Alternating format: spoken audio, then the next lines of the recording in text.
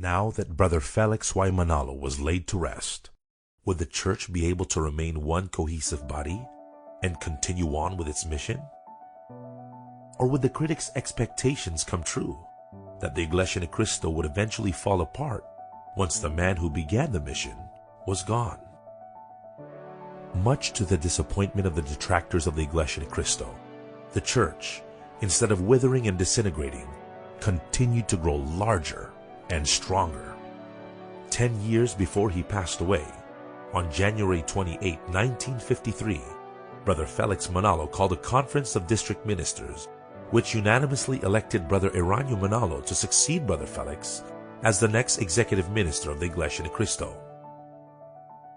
At that time, Brother Eraño was already an ordained minister, actively leading congregations in various missionary and administrative works. He was the third son of the Sigo Felix Manalo. He was a very insightful man, although he was quiet. And I think his own charisma to lead the people of the church. In the next 10 years after Brother Eraño's election, Brother Felix continued personally teaching Brother Eraño as a public speaker, debater, and administrator of the church. Brother Felix Manalo trained his successor following the biblical precedent set by Moses, who trained his successor, Joshua. On April 23, 1963, after Brother Felix Manalo passed away, the 38-year-old Brother Eraño took the mantle of leadership of the Iglesia Ni Cristo. The new and young executive minister had a formidable task ahead of him. The only executive minister the members of the church had ever known, they recognized as God's last messenger. And they were still grieving the loss of Brother Felix Manalo. Many outside the church doubted that Brother Eraño would be up to the challenge. Accompanied by the senior ministers of the church, Brother Eraño immediately embarked on pastoral visitations in various provinces in the Philippines, consoling the grieving church by continuously teaching what Brother Felix Manalo had always reminded the church members. Provided that you continue in the faith, stable and steadfast, not shifting from the hope of the gospel which you heard, rooted and built up in Him, and established in the faith, just as you were taught, abounding in thanksgiving. Members of the Iglesia Ni Cristo also never stopped sharing their faith. The church continued the vigorous missionary campaigns and evangelical missions in public plazas, resulting in thousands of new members each month. As new congregations arose, more ministers were needed to keep teaching the growing number of members God's Word. Following the example set by Brother Felix Manalo, Brother Eraño Manalo conducted an ordination of ministers on July 14, 1964. It was followed by more ordinations, strengthening the ministerial workforce to take care of the church.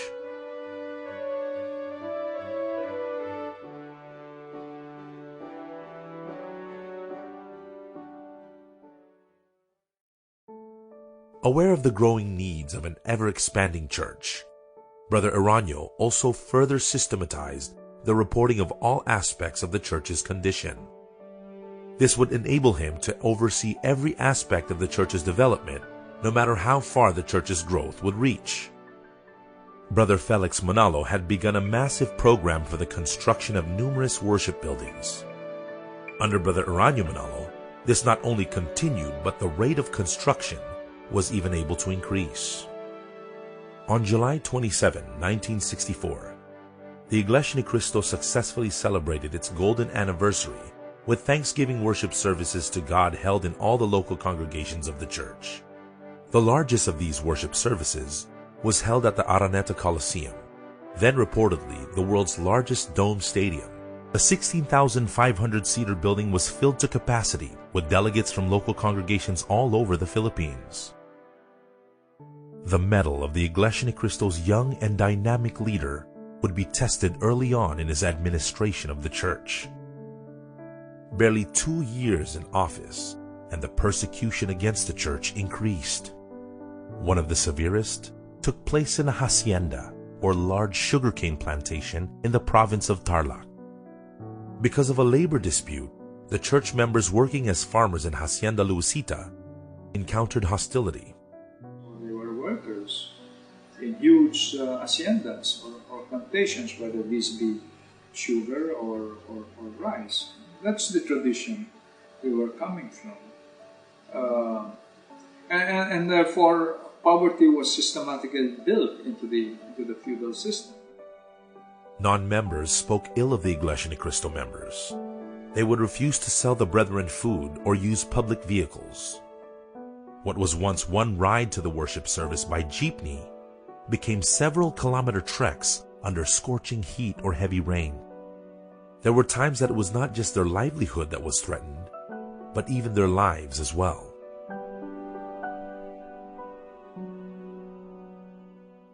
Concerned about the welfare of the members in Hacienda Luisita, Brother Eraño turned to the words of God written in the Bible for guidance.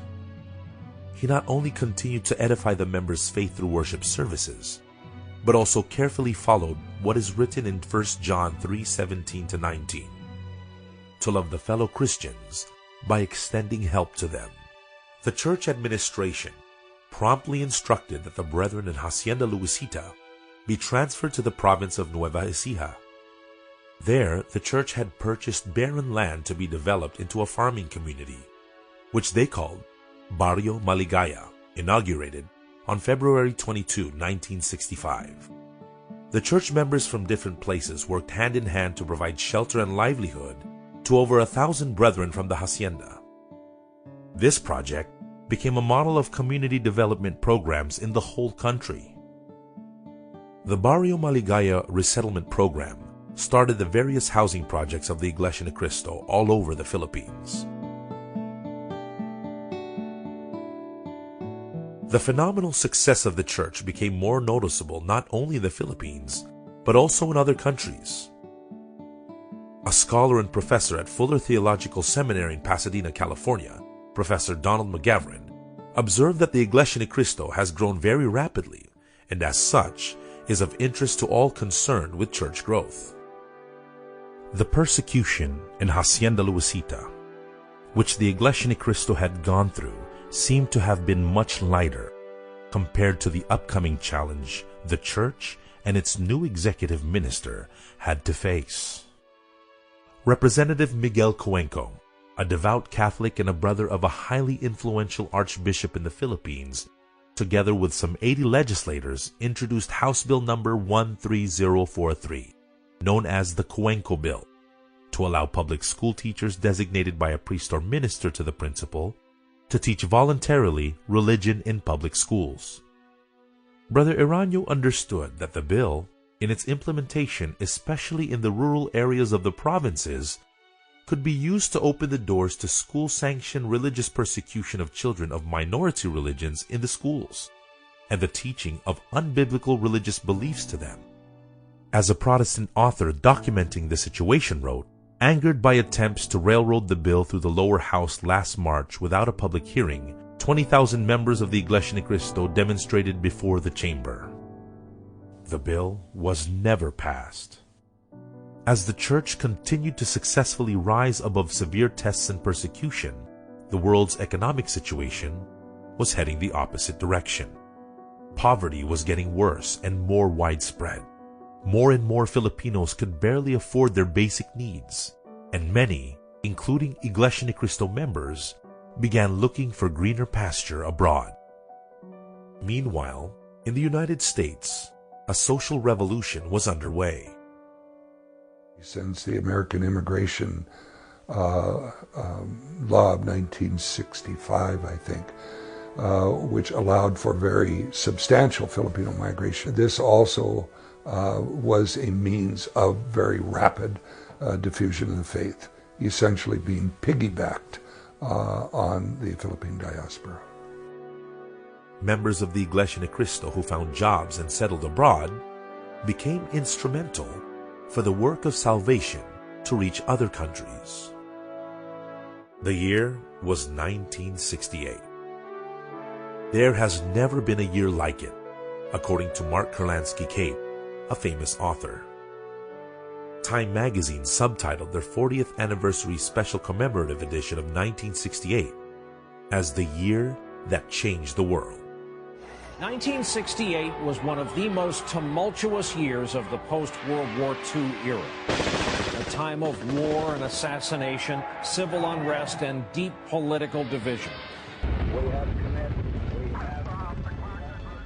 This milestone year in world history was also a milestone year in the history of the Iglesia Ni Cristo. A growing number of church members who had migrated to the United States had been sending requests to the church administration for a minister to be sent to them to oversee their spiritual needs. In early 1968, a drafted petition from the brethren in San Francisco, followed by another letter personally delivered by a group of brethren from Hawaii, was brought to Brother Eraño Manalo. Brother Eraño was moved by the brethren's plea. However, how would the church administration respond to this? The number of ministers still wasn't enough to cover all the congregations in the Philippines, and the language of instruction, whether during Bible studies or worship services, had been only in the native tongue. Was the church financially capable to sustain such a mission? Were the ministers, with their families, prepared to be sent to other parts of the world? For guidance, Brother Eraño steadfastly prayed to God and turned to the Bible for inspiration. He found the answer. It was written in Isaiah 59:19 and 43:5. So shall they fear the name of the Lord from the west, and his glory from the rising of the sun. From the far east will I bring your offspring, and from the far west I will gather you. Brother Eraño immediately embarked on a journey to Hawaii. On July 27, 1968, he officiated the first worship service in Honolulu. Before proceeding to California to officiate worship services there in the mainland USA, Brother Eraño left Brother Pedro Memban II to be the first resident minister in Hawaii. In California, Brother Eraño met with the brethren and joined them in searching for more members there. After officiating the first worship services of the church in California, he left there Brother Cipriano Sandoval to be the first resident minister in California. These gatherings marked the beginning of the church's worldwide expansion.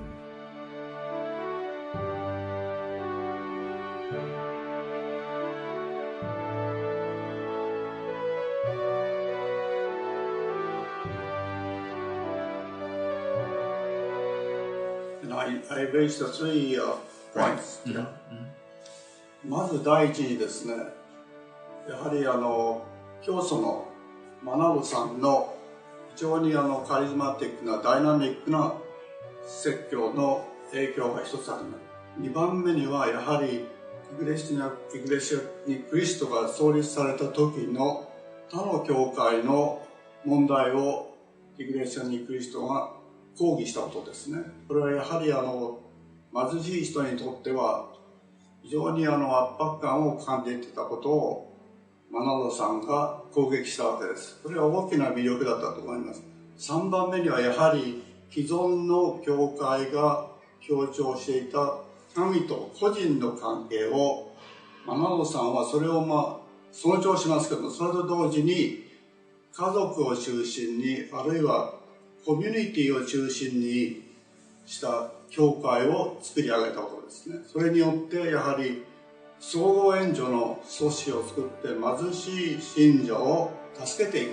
これが一つに非常に大きな成功の理由だったと思います。So these are the 3 points. The church all the more intensified in its missionary efforts by proclaiming God's words in large assemblies both in the Philippines and abroad. To facilitate a faster dissemination of God's words to the masses, the church utilized mass media. In 1967, the church religious views aired over the radio through DZEC, the first church-affiliated radio station. 2 years later, the church launched its own radio station, DZEM, on February 1969. The biblical teachings upheld by the Iglesia Ni Cristo were first aired on television on August 18, 1982. Later, the church launched its own TV program, Ang Iglesia ni Cristo, over MBS Channel 4. With the success achieved by the initial telecasts, the church TV programs have since been aired over different TV channels. In 1983, the church began airing religious programs outside the Philippines, particularly in California, resulting in even more people joining the Iglesia ni Cristo. The numbers of the brethren were increasing. More local congregations needed to be established. More houses of worship needed to be built. More ministers needed to be recruited and trained. And the church was expanding its means of disseminating the faith as the overseas mission was commencing. As the church quickly spread around the world, the field for the church's work became as vast as the world itself. How could the church take care of the spiritual needs of the brethren in various parts of the world, with the quickly growing needs of the church in mind, while also with a vision of the church's future? Brother Eraño Manalo planned the construction of a bigger INC central office along Commonwealth Avenue in Quezon City to house the various departments within the church. Many at that time wondered why there.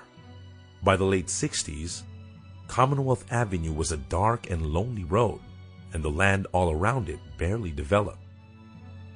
With the former central offices located in heavily populated areas like Tondo, San Juan, and Makati, moving to Commonwealth seemed like a step in the wrong direction.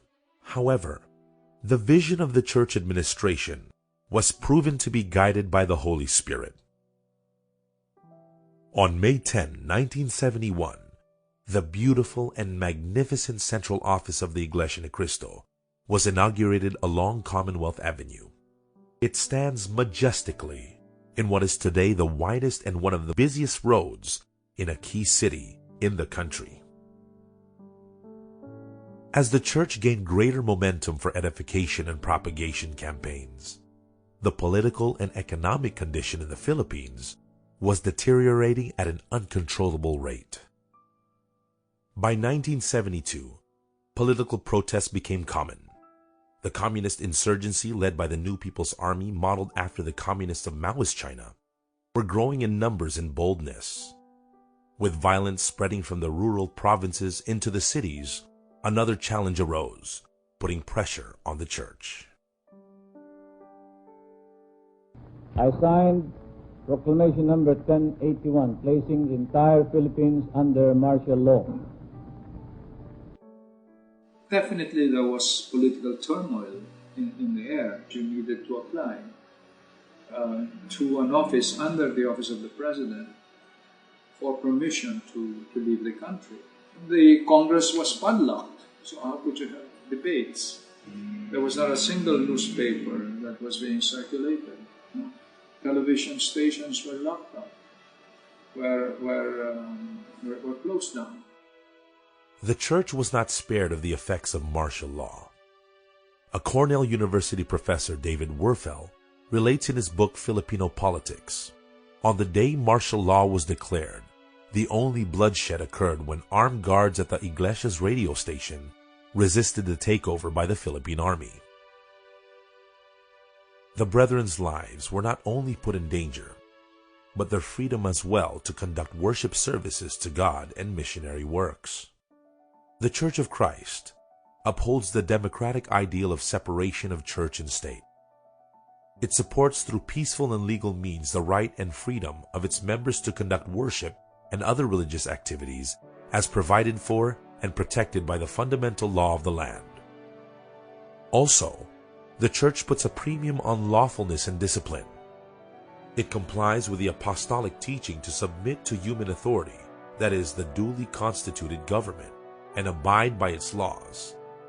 But over and above any law, its members obey the laws of God for Christians in our time, as written in the Bible. The challenge then was, would the church be pressured and stop fulfilling its obligation and be hindered in serving God? In a national referendum for the extension of martial law in 1975, the Iglesia stood openly against it. Professor Werfel writes, President Marcos was furious and called Bishop Manalo to Malacanang, threatening him with retaliation. But the bishop had hundreds of his loyal supporters at the palace gates, and the two men quickly reached an understanding to avoid interference in each other's affairs. Like Brother Felix before him, Brother Eraño Manalo stood firm in making sure that the freedom of the members of the Iglesia Ni Cristo to carry on their religious services would always be protected. For the church administration, the spiritual welfare of the brethren is a top priority. In the meantime, the Iglesia Ni Cristo spreading outside the Philippines meant new challenges to face. The members they were overseeing were hundreds of miles apart from each other. Travel would be long and tiring, and at times dangerous due to inclement weather. The members as well shared in the sacrifices, also often traveling many hours to make it to the worship services, many of which were held in small rental halls. But no distance or any other hindrance could deter the brethren as they sought peace from their daily struggles in a new land through God's inspiring words being preached so powerfully in the worship services. The church members, as Brother Eraño had always taught them, held on to God's instruction. Some people have given up the habit of meeting for worship, but we must not do that. We should keep on encouraging each other, especially since you know that the day of the Lord's coming is getting closer. Because of this, church members became even more steadfast in the faith, and the congregations continued to grow.